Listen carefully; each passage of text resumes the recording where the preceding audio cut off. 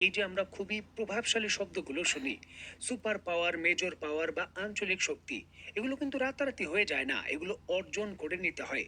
এর পেছনে এগুলো অর্জন করার জন্য কঠোর পরিশ্রম থাকে, দশকের পর দশকের পরিকল্পনা থাকে।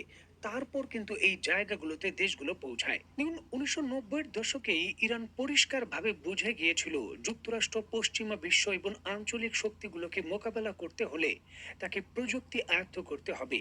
অন্যের উপর নির্ভরশীল হয়ে সে কখনো এই দীর্ঘকালীন যে যুদ্ধটা রয়েছে সেটা সে চালাতে পারবে না। আর এই জন্যই কিন্তু বিভিন্ন ধরনের প্রযুক্তিগত নিজস্ব যে সক্ষমতা সেটা বাড়ানোর উপর ইরান জোর দেয়। আর আজকে ইরান এমন কিছু অর্জন করেছে যা পৃথিবীর বড় বড় দেশ এখনো কল্পনাও করতে পারে না। এমনকি রাশিয়ার মতো দেশও আনুষ্ঠানিকভাবে এই প্রযুক্তি আয়ত্ত করতে পারেনি এবং এটা তারা তৈরি করতে পারেনি, যদিও রাশিয়া একটি সুপার পাওয়ার। স্ক্রিনে নিশ্চয়ই আপনারা পরিষ্কারভাবে দেখতে পাচ্ছেন, ইরান পঞ্চম দেশ হিসাবে পৃথিবীর যে হাইটেক টেকনোলজির যে কাতার রয়েছে সেখানে দাঁড়িয়ে গেছে।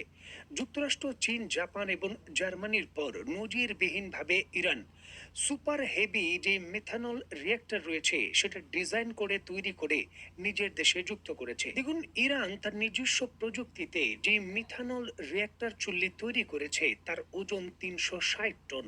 এবং নতুন এই রিয়েক্টরটি যুক্ত হওয়ার কারণে ইরানের মিথানল উৎপাদনের যে সক্ষমতা সেটা এক ধাক্কায় 10,000 মেট্রিক টন বেড়ে গেছে।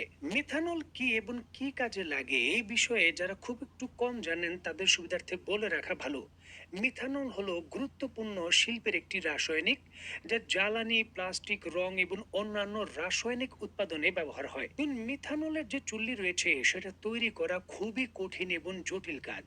জাপান, জার্মানি, যুক্তরাষ্ট্র এবং চীন ছাড়া এখন পর্যন্ত অন্য কেউ এটা তৈরি করতে পারেনি। নিজস্বভাবে অত্যন্ত জটিল এই মিথানলের যে রিয়েক্টর রয়েছে সেটা তৈরি করে বিশ্বকে তাক লাগিয়ে দিয়ে ইরান প্রমাণ করে দিয়েছে যে পরমাণু সেক্টরে ইরানের যে ইউরেনিয়াম রিয়েক্টর টেকনোলজি রয়েছে সেটাও কতটা শক্তিশালীভাবে আবির্ভূত হতে চলেছে।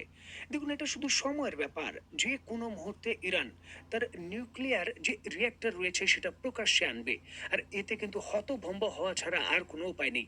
বিশেষ করে এমন একটি দেশ যে দেশের উপর 40 বছরের বেশি সময় ধরে যুক্তরাষ্ট্র এবং পশ্চিমা বিশ্ব কঠিন থেকে কঠিনতম নিষেধাজ্ঞা দিয়ে রেখেছে।